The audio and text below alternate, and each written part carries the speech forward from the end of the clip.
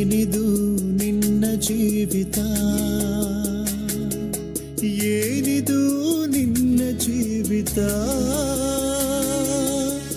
ಸ್ವಲ್ಪ ಹೊತ್ತು ಕಾಡಿಸಿ ಕ್ಷಣದಲ್ಲೇ ಕಾಣದಿರುವ ಹಬೆಯಂತಿರುವ ನಿನ್ನ ಜೀವಿತ. ಸ್ವಲ್ಪ ಹೊತ್ತು ಕಾಡಿಸಿ ಆಮೇಲೆ ಕಾಣದಿರುವ ಹಬೆಯಂತಿರುವ ನಿನ್ನ ಜೀವಿತ. ಏನಿದು ನಿನ್ನ ಜೀವಿತ, ಏನಿದು ನಿನ್ನ ಜೀವಿತ.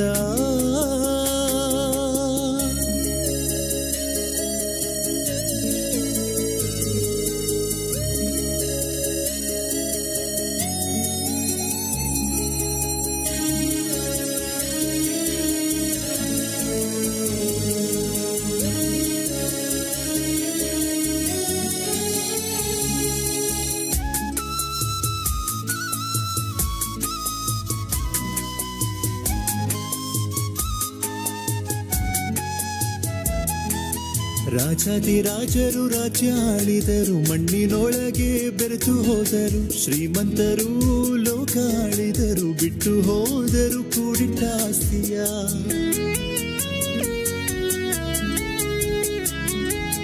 ರಾಜಾದಿರಾಜರು ರಾಜ್ಯ ಆಳಿದರು, ಮಣ್ಣಿನೊಳಗೆ ಬೆರೆತು ಹೋದರು. ಶ್ರೀಮಂತರು ಲೋಕ ಆಳಿದರು, ಬಿಟ್ಟು ಹೋದರು ಕೂಡಿಟ್ಟ ಆಸ್ತಿಯ. ಮರಣ ಮನುಷ್ಯರಿಗೆ ಮುಕ್ತವೂ ಅಲ್ಲ, ಆತ್ಮಕ್ಕೆ ಮರಣವು ಎಂದಿಗೂ ಇಲ್ಲ. ಮರಣ ಮನುಷ್ಯರಿಗೆ ಮುಕ್ತವೂ ಅಲ್ಲ, ಆತ್ಮಕ್ಕೆ ಮರಣವು ಎಂದಿಗೂ ಇಲ್ಲ. ಏನಿದು ನಿನ್ನ ಜೀವಿತ, ಏನಿದು ನಿನ್ನ ಜೀವಿತ.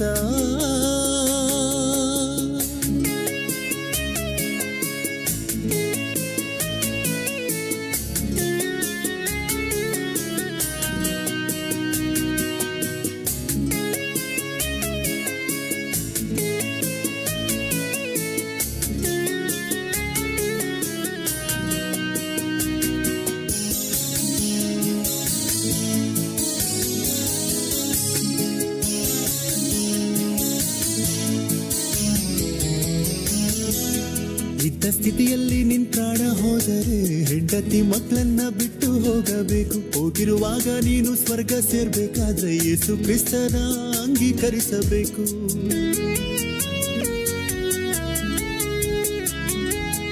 ಇದ್ದ ಸ್ಥಿತಿಯಲ್ಲಿ ನಿನ್ ಪ್ರಾಣ ಹೋದರೆ ಹೆಂಡತಿ ಮಕ್ಕಳನ್ನ ಬಿಟ್ಟು ಹೋಗಬೇಕು. ಹೋಗಿರುವಾಗ ನೀನು ಸ್ವರ್ಗ ಸೇರ್ಬೇಕಾದ್ರೆ ಯೇಸು ಕ್ರಿಸ್ತನ ಅಂಗೀಕರಿಸಬೇಕು.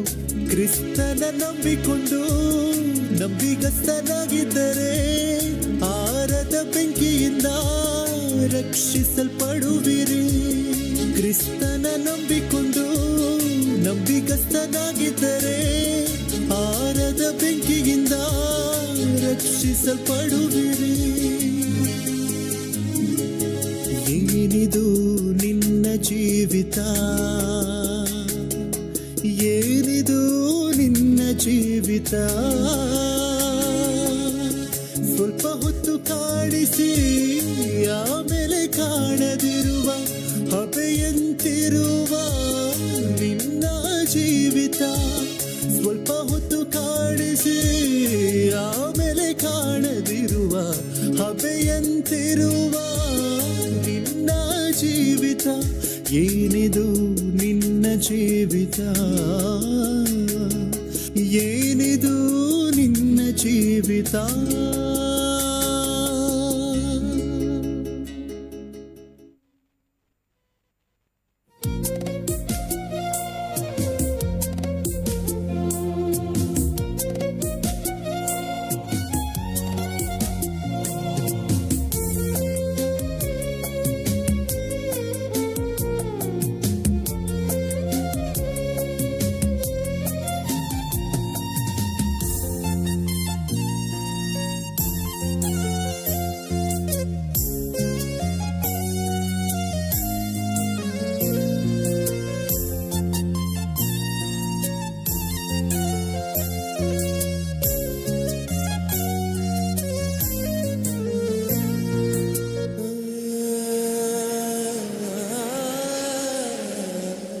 ಬೆಲೆಯುಳ್ಳದ್ದು ನಿನ್ನ ಆಯುಷ್ಕಾಲ, ಮರಳಿ ಬಾರದು ದೇವರು ನಿನಗೆ ಕೊಟ್ಟ ಕಾಲ. ಬೆಲೆಯುಳ್ಳದ್ದು ನಿನ್ನ ಆಯುಷ್ಕಾಲ, ಮರಳಿ ಬಾರದು ದೇವರು ನಿನಗೆ ಕೊಟ್ಟ ಕಾಲ. ದೇವರೊಂದಿಗಿರಲು ಬಹುದೀರ್ಘ ಕಾಲ, ದೇವರಿಗಾಗಿ ಅರ್ಪಿಸು ಈ ಸ್ವಲ್ಪ ಕಾಲ. ದೇವರೊಂದಿಗಿರಲು ಬಹುದೀರ್ಘ ಕಾಲ, ದೇವರಿಗಾಗಿ ಅರ್ಪಿಸು ಈ ಸ್ವಲ್ಪ ಕಾಲ. ಬೆಲೆಯುಳ್ಳದ್ದು ನಿನ್ನ ಆಯುಷ್ಕಾಲ, ಮರಳಿ ಬಾರದು ದೇವರು ನಿನಗೆ ಕೊಟ್ಟ ಕಾಲ.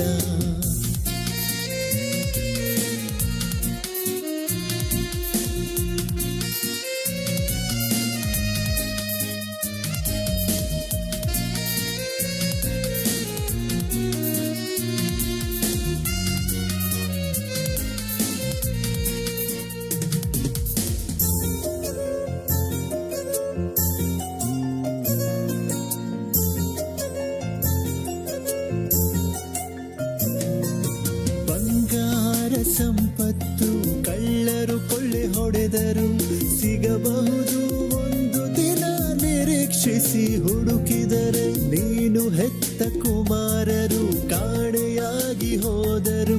ಬರುವರೇನು ಮರಳಿ ನಿರೀಕ್ಷಿಸಿ ಹುಡುಕಿದರೆ, ಪರಲೋಕದ ದೇವರು ನಿನಗೆ ಕೊಟ್ಟ ಕಾಲವು, ಪರಲೋಕದ ದೇವರು ನಿನಗೆ ಕೊಟ್ಟ ಕಾಲವು. ಒಂದು ಕ್ಷಣ ಬರುವುದಿಲ್ಲ ಹೋದ ನಿನ್ನ ಕಾಲವು, ಒಂದು ಕ್ಷಣ ಬರುವುದಿಲ್ಲ ಹೋದ ನಿನ್ನ ಕಾಲವು. ಬೆಲೆಯುಳ್ಳದ್ದು ನಿನ್ನ ಆಯುಷ್ಕಾಲ, ಮರಳಿ ಬಾರದು ದೇವರು ನಿನಗೆ ಕೊಟ್ಟ ಕಾಲ.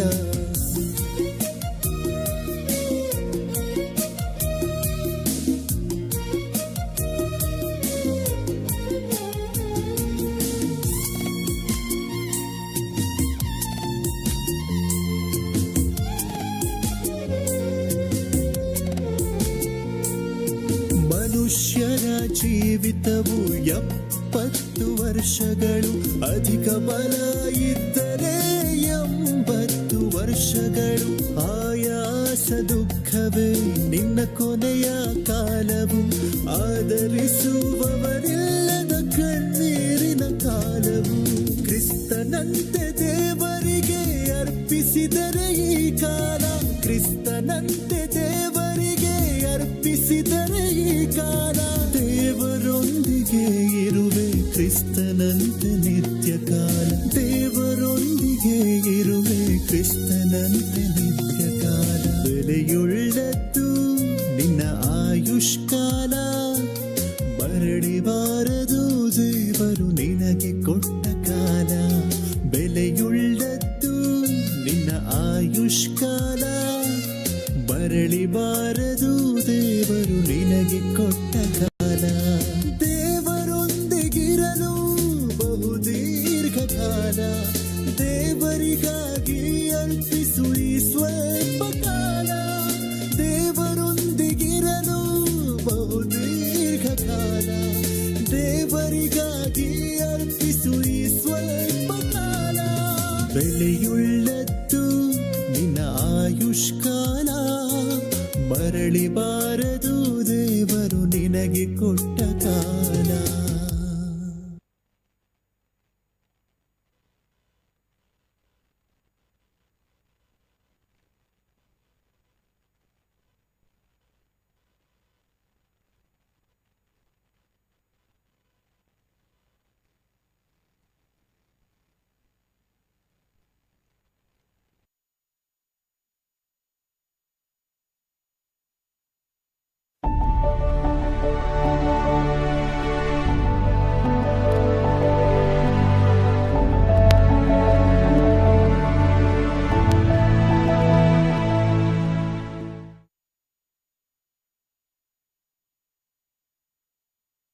ಪ್ರಿಯ ಆತ್ಮೀಯರೇ, ಈ ಸೃಷ್ಟಿಯಲ್ಲಿ ನಮ್ಮೊಟ್ಟಿಗೆ ಎಷ್ಟೋ ಜೀವರಾಶಿಗಳು ಜೀವಿಸುತ್ತಿವೆ.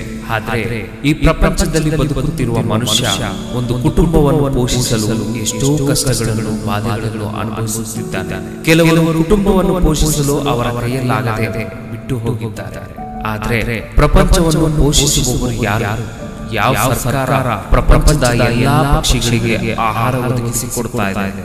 ಯಾವ ದೇಶ 87 ಲಕ್ಷ ವಿಧವಾದ ಪ್ರಾಣಿಗಳಿಗೆ ಆಹಾರ ಒದಗಿಸಿಕೊಟ್ಟು ತೃಪ್ತಿಪಡಿಸ್ತಾ ಇದೆ? ಎಲ್ಲವನ್ನೂ ಮಾಡಿದ್ದು ಅವುಗಳನ್ನು ಪೋಷಿಸುತ್ತಿರುವುದು ಸರ್ವಶಕ್ತನಾದ ದೇವರೇ ಎಂದು ಈ ಹಾಡಿನ ಮೂಲಕ ತಿಳಿದುಕೊಳ್ಳಿ.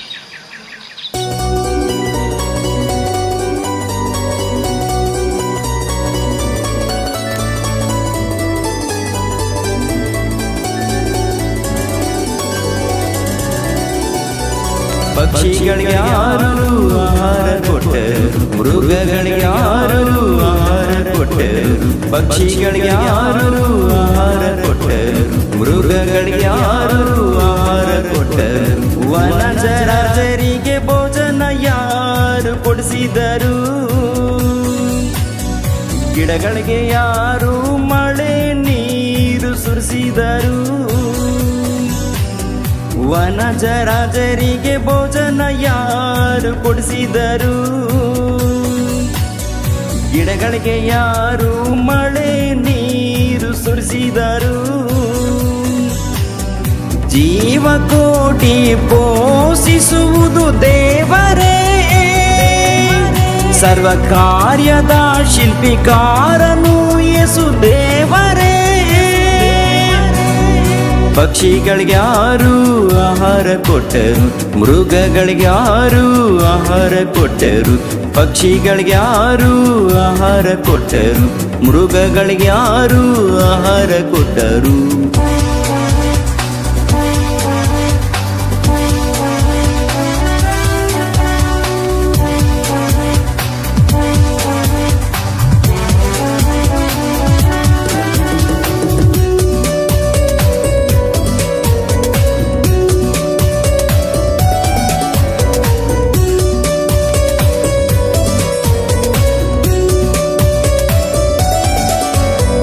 ಸೂರ್ಯನ ಬೆಳಗಿಸಿ ಬೆಳಕು ಕೊಡಲಾರ, ಚಂದ್ರನ ಕರೆಸಿ ಕಾಂತಿ ಕೊಡಲಾರ, ಸೂರ್ಯನ ಬೆಳಗಿಸಿ ಬೆಳಕು ಕೊಡಲಾರ, ಚಂದ್ರನ ಕರೆಸಿ ಕಾಂತಿ ಕೊಡಲಾರ, ಮಿಂಚಿನ ಮೇಘ ತರಿಸಿ ಮಳೆ ಸುರಿಸಲಾರ, ಭೂಮಿಗೆ ಬುದ್ಧಿ ಹೇಳಿ ಕೃಷಿ ಮಾಡಲಾರ, ಮಿಂಚಿನ ಮೇಘ ತರಿಸಿ ಮಳೆ ಸುರಿಸಲಾರ, ಭೂಮಿಗೆ ಬುದ್ಧಿ ಹೇಳಿ ಕೃಷಿ ಮಾಡಲಾರ, ಎಲ್ಲವನ್ನು ಮಾಡುವಾತನು ಆ ದೇವರೇ, ಎಲ್ಲರಿಗೂ ಆಜ್ಞೆ ಕೊಟ್ಟಾತ ಆ ದೇವರೇ. ಪಕ್ಷಿಗಳಿಗೆ ಯಾರು ಆಹಾರ ಕೊಟ್ಟರು, ಮೃಗಗಳಿಗೆ ಯಾರು ಆಹಾರ ಕೊಟ್ಟರು, ಪಕ್ಷಿಗಳಿಗೆ ಯಾರು ಆಹಾರ ಕೊಟ್ಟರು, ಮೃಗಗಳಿಗೆ ಯಾರು ಆಹಾರ ಕೊಟ್ಟರು.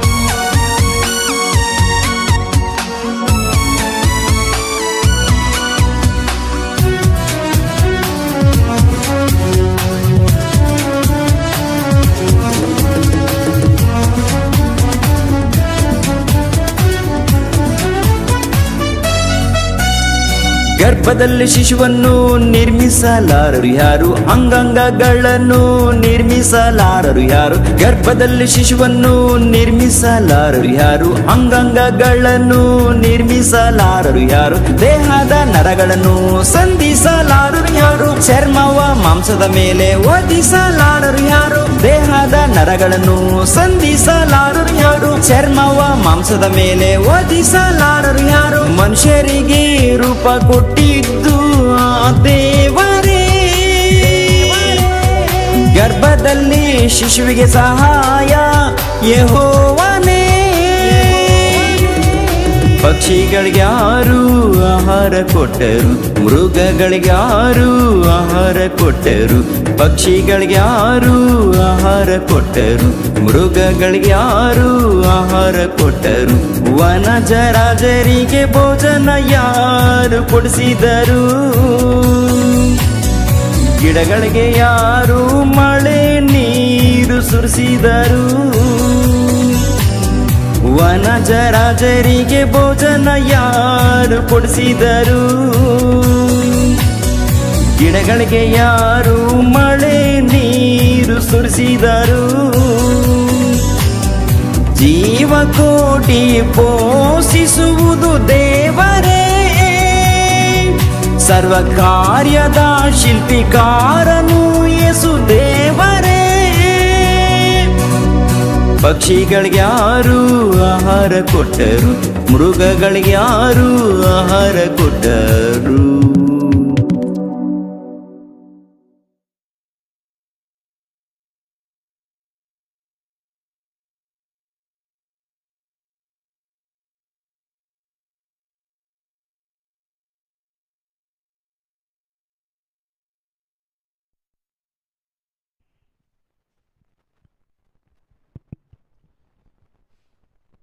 ಹಲೋ,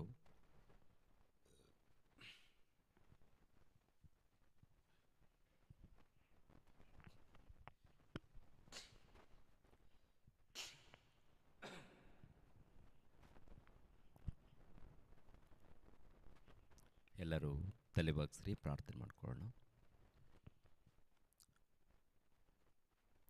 ನಮ್ಮನ್ನು ಬಹಳವಾಗಿ ಪ್ರೀತಿಸುವಂಥ ನಮ್ಮ ತಂದೆಯ ದೇವರೇ, ನಿಮಗೆ ವಂದನೆಗಳು, ಸ್ತೋತ್ರಗಳು ತಂದೆ. ತಾಯಿಯ ಗರ್ಭದಲ್ಲಿ ಇರುವಾಗಲೇ ನಮ್ಮನ್ನು ನೋಡಿ ತಂದೆ, ನಮ್ಮನ್ನು ಗರ್ಭದಲ್ಲಿ ನೀವು ರೂಪಿಸಿದ್ದೀರಾ, ರೂಪ ಕೊಟ್ಟಿದ್ದೀರಾ ತಂದೆ. ಈ ಒಂದು ಆಕಾರವು ತಂದೆಯ ದೇವರೇ ನಿಮ್ಮ ಸಂಕಲ್ಪದ ಮೂಲಕ ಬಂದದ್ದು. ವಂದನೆಗಳು, ಸ್ತೋತ್ರಗಳು ತಂದೆ.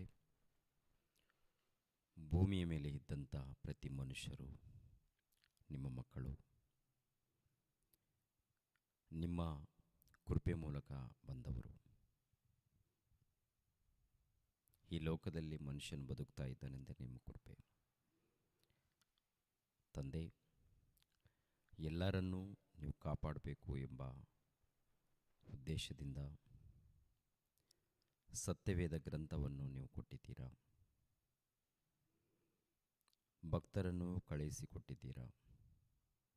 ಅವರ ಮೂಲಕ ಅನೇಕ ವಿಷಯಗಳನ್ನು ತಿಳಿಸಿಕೊಟ್ಟಿದ್ದೀರಾ ತಂದೆ. ಉದ್ದೇಶ ಎಲ್ಲರೂ ಕೂಡ ಬದಲಾಗಬೇಕು ಅಂತ, ಹಾಗೆ ಬದಲಾಗುವಂತೆ ಸಹಾಯ ಮಾಡಿ ತಂದೆ. ನಿಮ್ಮ ವಾಕ್ಯಗಳನ್ನು ಸಾರುವಾಗ ಪವಿತ್ರಾತ್ಮರ ಸಹಾಯವನ್ನು ದಯಪಾಲಿಸಿ. ನೇರ ಪ್ರಸಾರದಲ್ಲಿ ಎಷ್ಟು ಮಂದಿ ನಿಮ್ಮ ಮಕ್ಕಳು ವಾಕ್ಯಗಳನ್ನು ತಿಳ್ಕೊಳ್ಳೋದಕ್ಕೆ ಸಿದ್ಧರಾಗಿದ್ದಾರೋ ಎಲ್ಲರನ್ನೂ ಕಾಪಾಡಿ, ಪ್ರತಿಯೊಬ್ಬರನ್ನೂ ಕನಿಕರಿಸಿ. ಯೇಸು ಪವಿತ್ರ ನಾಮದಲ್ಲಿ ಬೇಡ್ತಾ ಇದ್ದೀನಪ್ಪ ತಂದೆ, ಆಮೆನ್.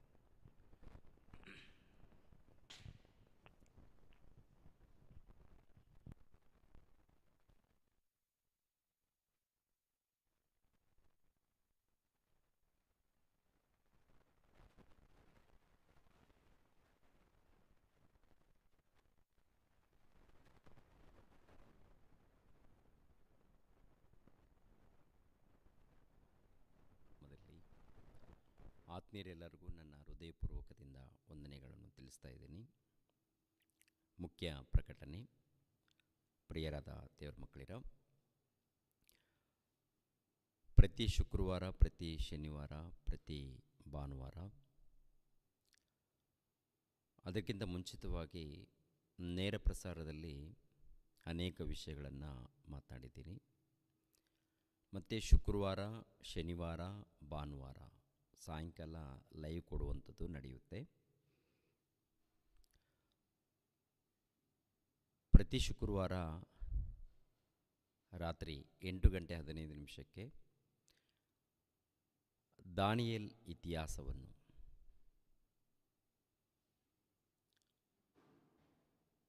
ಪ್ರತಿ ಶನಿವಾರ ಪ್ರಕಟಣೆ ಗ್ರಂಥದ ವಿವರಣೆಯನ್ನು, ಪ್ರತಿ ಭಾನುವಾರ ಬೆಳಿಗ್ಗೆ 10 ಗಂಟೆಯಿಂದ ಆರಾಧನೆ ಕಾರ್ಯಕ್ರಮವನ್ನು, ಮತ್ತು ಸಂಜೆ ಕಾರ್ಯಕ್ರಮ ಸಾಯಂಕಾಲ 8:15 ಸಾಯಂಕಾಲ ವರ್ಷಿಪ್ ಇರುತ್ತೆ. ಒಂದು ದೈವ ಸಂದೇಶದ ಕಾರ್ಯಕ್ರಮ ಇರುತ್ತೆ. ಎಲ್ಲ ಕಾರ್ಯಕ್ರಮಗಳಿಗಾಗಿ ಎಲ್ಲರೂ ಪ್ರಾರ್ಥಿಸಿರಿ ಎಂದು ನಮ್ಮ ಆತ್ಮೀಯರಿಗೆ ಕೇಳ್ಕೊಳ್ತಾ ಇದ್ದೀನಿ. ಅದೇ ರೀತಿಯಲ್ಲಿ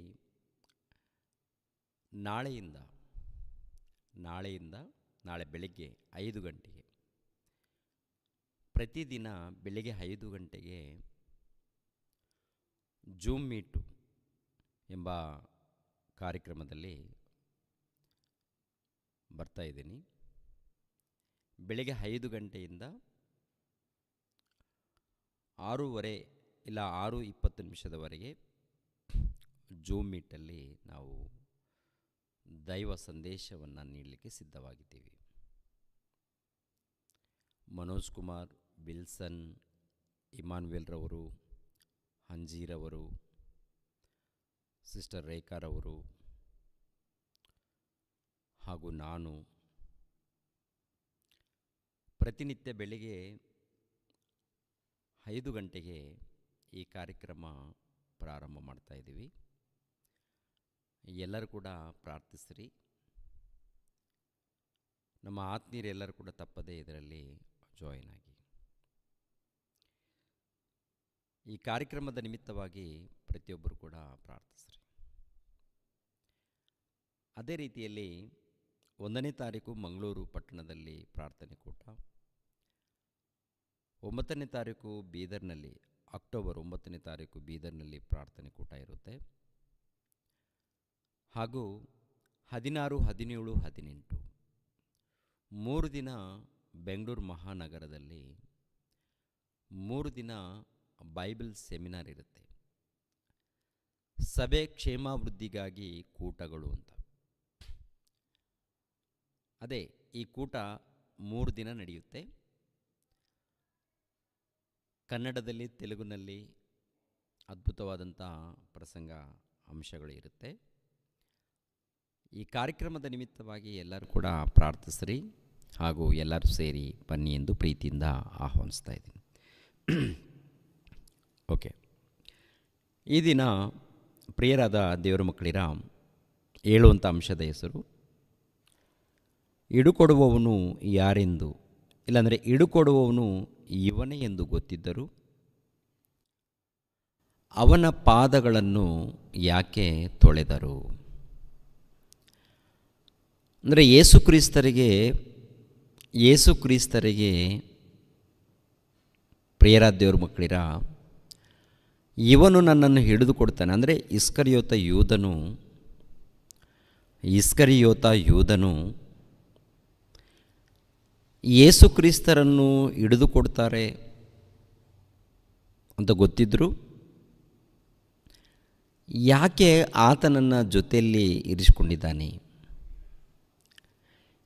ಯಾಕೆ ಆತನ ಪಾದಗಳನ್ನು ತೊಳೆದಿದ್ದಾನೆ, ಅದರ ಹಿಂದೆ ಇರುವಂಥ ಉದ್ದೇಶವೇನು? ನೋಡಿ, ನಮ್ಮ ಸಮಾಜದಲ್ಲಿ ಪ್ರಿಯರಾದ ದೇವರ ಮಕ್ಕಳಿರ, ಯಾರಾದರೂ ಒಂದು ಮಾತಂದರೆ ನಾವು ಅನಿಸ್ಕೊಳ್ಳೋದಕ್ಕೆ ರೆಡಿ ಇಲ್ಲ. ಒಂದು ಮಾತು ಅಂದಾಗ ಇಲ್ಲಾಂದರೆ ನಿಂದಿಸಿದಾಗ ಬಹಳ ನೊಂದುಕೊಳ್ಳುತ್ತೀವಿ. ಇಂಥವ್ರ ಸಹವಾಸ ನಮಗೆ ಬೇಡ ಅಂತೀವಿ.